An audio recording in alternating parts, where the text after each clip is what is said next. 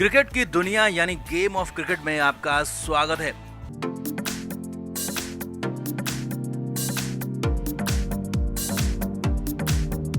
भारत और श्रीलंका के बीच दूसरा टेस्ट मैच कोलंबो में खेला गया, जो कि बिना नतीजे खत्म हो गया और इसकी एकमात्र वजह हेड कोच गौतम गंभीर की जिद, बहुत ज्यादा खराब प्लानिंग, यहाँ तक कि उनकी मूर्खता इसे कहा जा रहा है। और भारत के पुराने दिग्गज क्रिकेट एक्सपर्ट्स ने सवाल उठा दिया है कि आखिर गंभीर चाहते क्या हैं। भारतीय टीम ने पहली पारी में 500 से ज्यादा रन बनाए और जीत भारत की झोली में थी, लेकिन जब लंका की पहली पारी खत्म हुई तो लंका को फॉलो ऑन दे दिया गया। और बड़ी बात यह है कि भारतीय टीम के गेंदबाज थके हुए थे, उन्हें झोंक दिया गया आग में और अंत में नतीजा क्या हुआ कि भारत के हाथ से मैच चला गया। अब सिलसिलेवार तरीके से आप समझिए कि हुआ क्या है। कोलंबो टेस्ट मैच की पहली पारी में टीम इंडिया ने वो कर दिखाया जिसकी उम्मीद किसी को नहीं थी। भारत ने पहली पारी में 503 रन का पहाड़ जैसा स्कोर खड़ा किया, लंका को सिर्फ 290 रन पर समेट दिया, यानी भारत के पास 213 रन की भारी भरकम लीड थी। अब यहाँ से टेस्ट मैच पूरी तरह भारत की मुट्ठी में था, या कहें कि जीत कंफर्म थी, बस मुहर लगनी बाकी थी। लेकिन आया इसके बाद वो फैसला जिसने मैच की तस्वीर बदल दी। गौतम गंभीर ने फिर से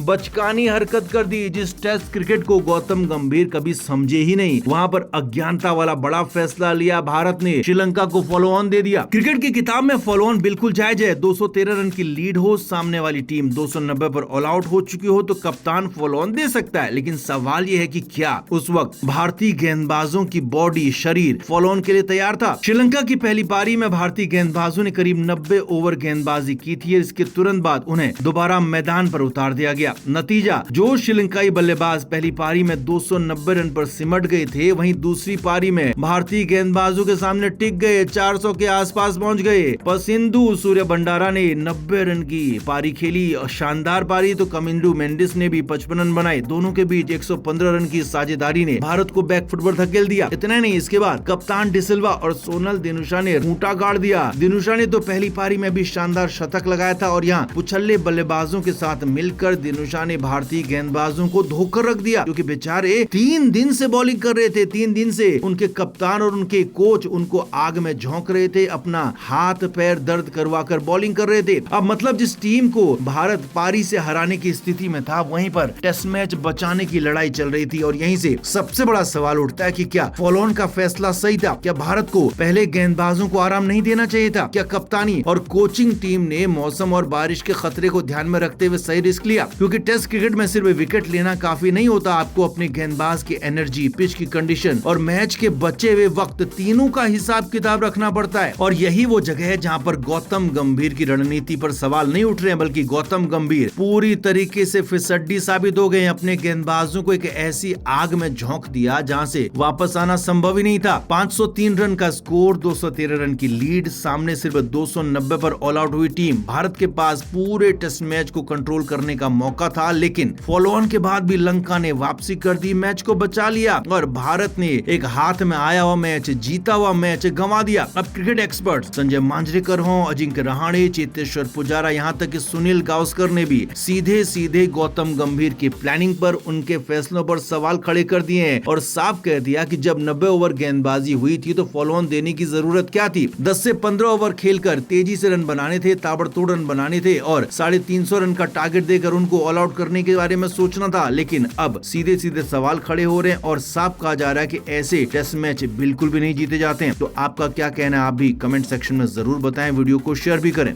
टीम इंडिया के श्रीलंका दौरे के बीच भारतीय क्रिकेट से ऐसी खबर सामने आई है जिसने टीम इंडिया के ड्रेसिंग रूम से लेकर बीसीसीआई के पावर कॉरिडोर तक में हलचल बढ़ा दी है। और खबर यह है कि बीसीसीआई अब भारतीय क्रिकेट के पूरे सिस्टम को नए तरीके से सेट करने की तैयारी में है और इसमें गौतम गंभीर की, अजित अगरकर की छुट्टी होने जा रही है। बीसीसीआई ने बहुत बड़ा चाबुक चला दिया है, दोनों चिल्लाते रहे लेकिन खेल हो गया है। और इस बदलाव के केंद्र में 2 पुराने बड़े चेहरे वीवीएस लक्ष्मण और राहुल द्रविड़। सबसे बड़ी खबर यह है कि वीवीएस लक्ष्मण को बीसीसीआई का डायरेक्टर ऑफ क्रिकेट बनाए जाने की तैयारी हो रही है, यानी कि वो पद जो भारतीय क्रिकेट के पूरे सिस्टम पर नजर रखेगा, जिसकी हायरार्की में लक्ष्मण का कद हेड कोच गौतम गंभीर और चीफ सेलेक्टर अजीत अगरकर से भी ऊपर हो जाएगा। और यहीं से कहानी और दिलचस्प हो जाती है, क्योंकि पिछले कुछ वक्त से गौतम गंभीर और अजीत अगरकर दोनों ही सवालों के घेरे में। इंग्लैंड सीरीज के दौरान टीम के प्रदर्शन पर सवाल उठे तो खिलाड़ियों की फिटनेस को लेकर भी सवाल उठे और सबसे ज्यादा सवाल उठा कि आखिर टीम इंडिया के क्रिकेट सिस्टम में फैसले ले कौन रहा है। तो बीसीसीआई ने इन तमाम चीजों की समीक्षा की बात की है और अब श्रीलंका दौरे के बीच गौतम गंभीर टीम के साथ हैं, लेकिन बीसीसीआई के अंदर सिस्टम को लेकर हलचलें तेज हो गई हैं और इसी बीच वीवीएस लक्ष्मण का नाम अचानक ऊपर आ गया और रिपोर्ट्स के मुताबिक लक्ष्मण को डायरेक्टर ऑफ क्रिकेट की जिम्मेदारी दी जा सकती है। मतलब साफ है, अगर ये होता है तो भारतीय क्रिकेट में एक नया पावर सेंटर तैयार होगा और लक्ष्मण के बाद सेंटर ऑफ एक्सीलेंस की जिम्मेदारी पहले से है, जिसके बाद डायरेक्टर ऑफ क्रिकेट वो बनते हैं तो सबसे बड़ी पोजीशन वीवीएस लक्ष्मण की हो जाएगी, क्योंकि लक्ष्मण पूरी क्रिकेट व्यवस्था के ऊपर बैठते हैं। तो गौतम गंभीर अजीत अगरकर की भूमिका पहले जैसी नहीं रहेगी, ये भी कंफर्म है। वहीं दूसरी तरफ अजीत अगरकर को लेकर भी अभी तस्वीर साफ नहीं है, या कहें कि उनका भी पत्ता कटने वाला है। अजीत अगरकर का कार्यकाल अगले महीने खत्म होने वाला है और उनकी जगह को लेकर बीसीसीआई के अंदर चर्चाएं तेज हो गई है। हालांकि अगरकर को लेकर अभी कोई आधिकारिक फैसला हुआ नहीं है, लेकिन हाँ, रिपोर्ट्स में उनके संभावित उत्तराधिकारी की भी बात हो रही है। यानी कि उत्तराधिकारी कौन बनेगा, तो यहाँ पर राहुल द्रविड़ के नाम की एंट्री हो रही है, क्योंकि राहुल द्रविड़ अब कहीं कुछ नहीं कर रहे हैं। आईपीएल में वो राजस्थान रॉयल्स के हेड कोच हुआ करते थे, लेकिन उन्होंने राजस्थान रॉयल्स को छोड़ दिया, तो फिलहाल कोई जॉब नहीं कर रहे हैं और चीफ सिलेक्टर के लिए अब राहुल द्रविड़ के नाम यहाँ पर आ रहा है। उनकी हालांकि नाम की पुष्टि अभी तक हुई नहीं है, लेकिन हाँ, जिस तरह से राहुल द्रविड़ के नाम की एंट्री हुई है तो माना जा रहा है कि राहुल द्रविड़ अब यहाँ पर भारतीय क्रिकेट में चीफ सिलेक्टर बनकर एक बार फिर से एंट्री कर सकते हैं, जिसके बाद भारतीय क्रिकेट का पावर स्ट्रक्चर पूरी तरह से बदल जाएगा। क्योंकि एक तरफ director of cricket VVS Laxman होंगे तो दूसरी तरफ सिलेक्शन सिस्टम में राहुल द्रविड़ सबसे ऊपर और टीम की कमान गौतम गंभीर के हाथ में होगी। तो गंभीर कितना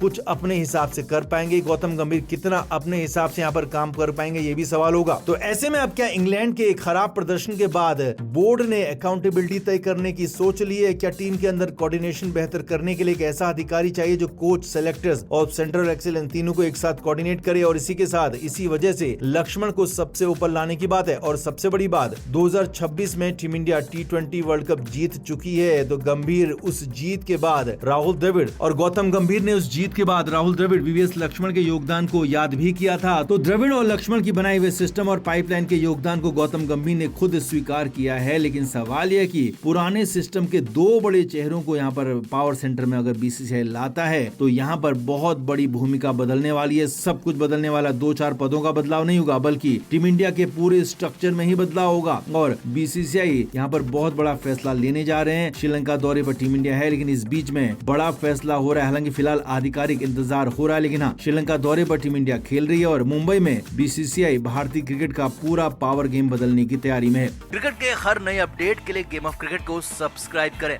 और उसके बाद बेल आइकन को प्रेस करना ना भूलें, ताकि सिर्फ आपको मिले गेम ऑफ क्रिकेट की हर खबर सबसे पहले। क्रिकेट के हर नए अपडेट के लिए गेम ऑफ क्रिकेट को सब्सक्राइब करें और उसके बाद बेल आइकन को प्रेस करना ना भूलें, ताकि सिर्फ आपको मिले गेम ऑफ क्रिकेट की हर खबर सबसे पहले।